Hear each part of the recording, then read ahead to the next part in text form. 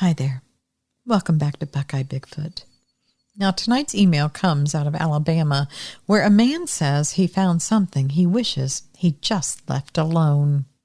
So go on, grab your snackage and get saddled up. The horses are waiting for us. And it's past time we hit the trail and headed on down into Sasquatch Valley. Let's go.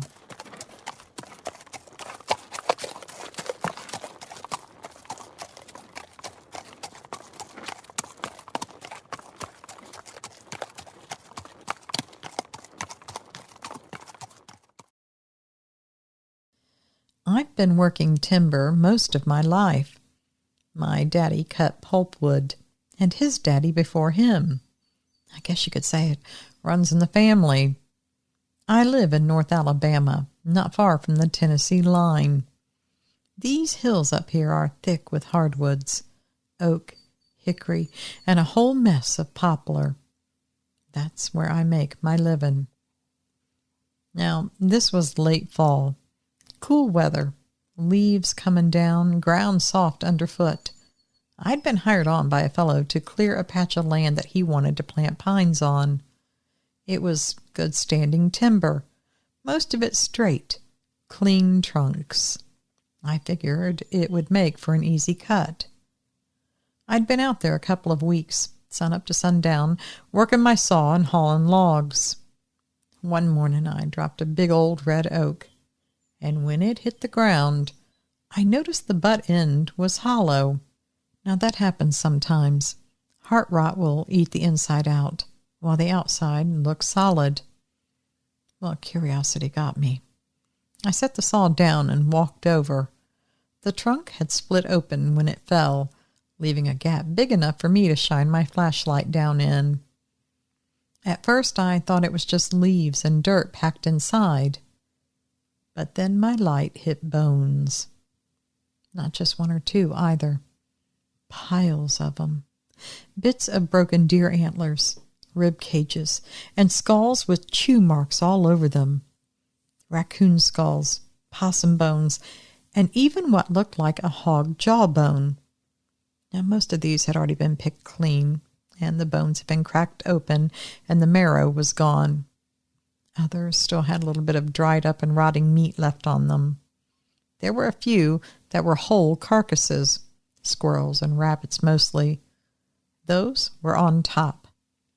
It was all stacked down in there as if something had been using that hollow log as its pantry. And right near the mouth of the log, wedged in real tight, like it was the last thing pushed in, was part of a dog's body.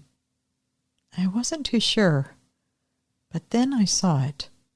A collar, faded leather, a busted buckle, and there was a little brass tag still hanging on it, and another metal tag hooked to it. I slid the collar off the shrunken body. I held it in my hands, then I wiped the brass tag off on my jeans. Dixie. The dog's name was Dixie.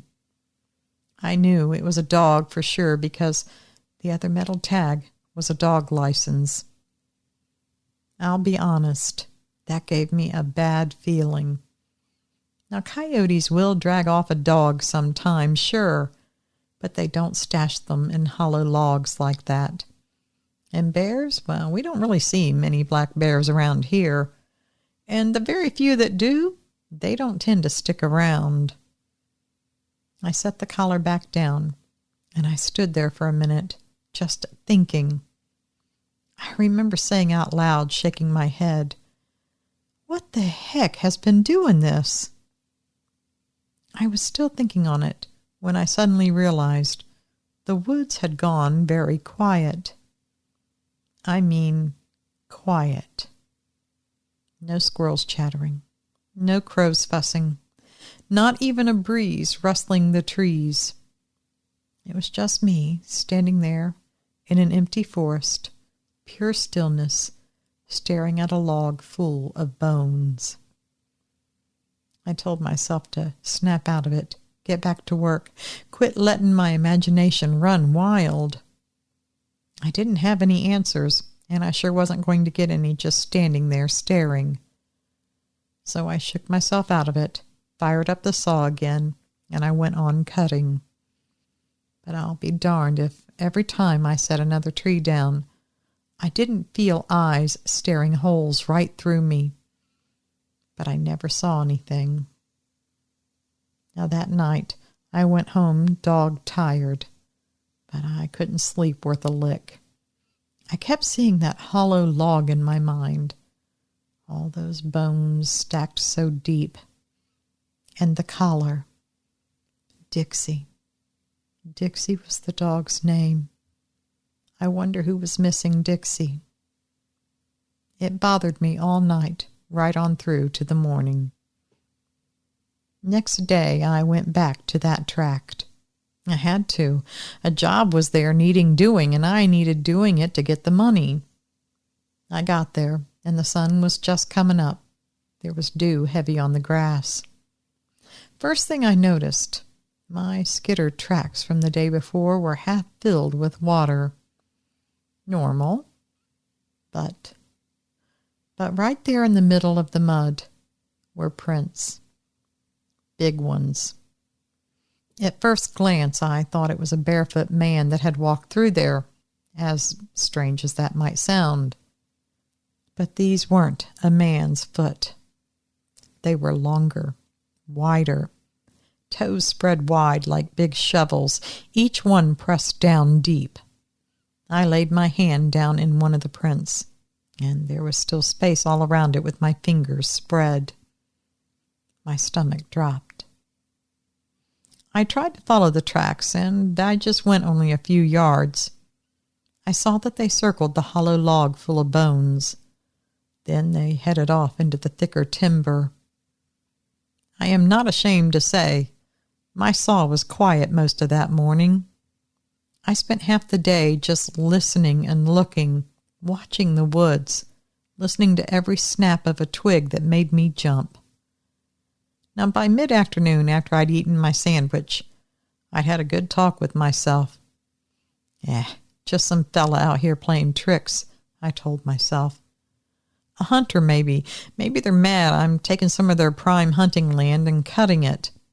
Or maybe there's some old hippie barefooting through the woods. I came up with all kinds of scenarios to explain it. I sure made myself feel better, because after I ate my lunch, I went back to cutting. And that's when it happened.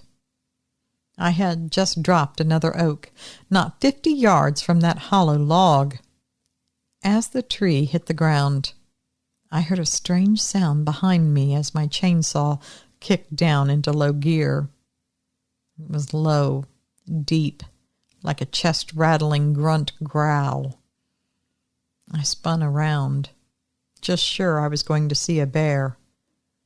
I saw something, but not a bear. But there it was.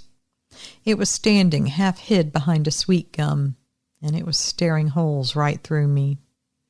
Biggest darn living thing I'd ever laid eyes on outside of a zoo. It had to be 8 feet tall if it was an inch. Shoulders wide as a doorframe, arms hanging long with hands near its knees. Hair was dark brown, matted, like it'd been living rough out there. Its face, I still see it clear. Not an ape, not a man, but some kind of mashup that was somewhere in between. There was a heavy brow with deep-set eyes catching the light. Its nostrils were flaring with every breath.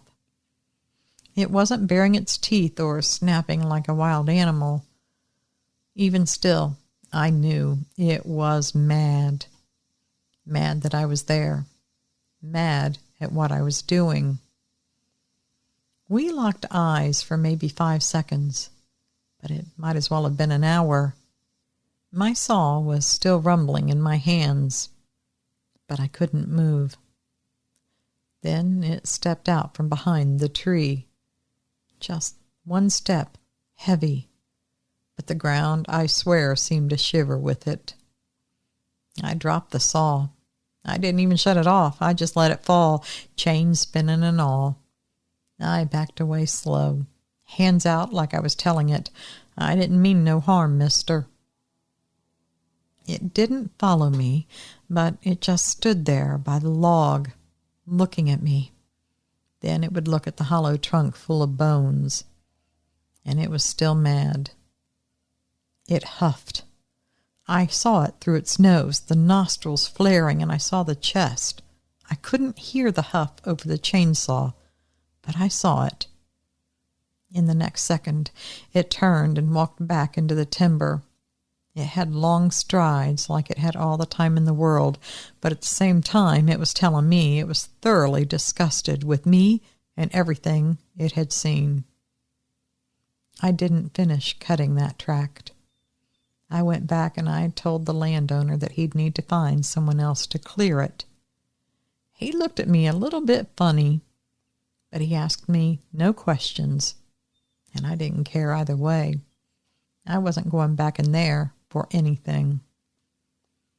Now, sometimes I will be driving past that holler, away from the road, and I'll see treetops swaying when there's no wind or breeze, and I'll suddenly get a cold feeling in my gut, just like I did when I saw it step out from behind the tree. I know what I saw: flesh and blood, walking on 2 feet, and it had a pantry full of bones that it didn't like me touching. Well, now, he swears it's true, and for what it's worth, I believe him. You know, it seems that it's just too strange not to be true. Know what I mean? All right, now listen close. You know, they say that nothing good happens under a dark moon, but I'd rather let you be the judge of that. My new podcast and YouTube channel is launching this Saturday night, and it's called Under a Dark Moon. So let me be clear about this. The new channel is not Bigfoot related, although he could take a stroll under the moonlight there 1 or 12 times, who knows. The new channel is going to be a mix of a lot of different types of stories. There could be some horror, drama, sci-fi, and, think like old Twilight Zone kind of stuff. It's all the things that you just might run into under a dark moon, including the most dangerous animal on the planet, humans. All right, now listen. The only other thing I want to say is if you look up there, there's the logo on the screen, and I'm going to put a link in the video description below. There's no videos there right now, but there will be. If you want, you can go ahead and subscribe. Be sure to hit the bell for all notifications, so as soon as videos start dropping, you will know about it. And again, there's probably going to be a little crossover because there's going to be an actual podcast out there in addition to the YouTube. I don't know how to stop this yet. I'm still learning the ropes here, so bear with me, folks. Anyway, please don't do a search for just the name. There is someone else out there that just made that channel name right after I announced what my channel name would be.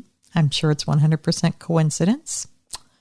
But anyway, just follow my link and don't do a search or you'll end up on their channel. And I don't think that's quite what you're looking for.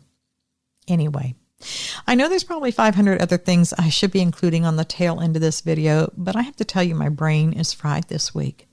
It just happens. I'm pretty busy with this podcast and stuff going on in life, blah, blah, blah, blah. So I'm going to get going. But before I do, please don't forget that if you've had your own encounter with Mr. or Mrs. Tall, Dark, and Scary, send it in to me at contact@buckeyebigfoot.com and I'll get it told. Otherwise, until we meet up again, always remember, absence of proof is not proof of absence. Thanks for listening.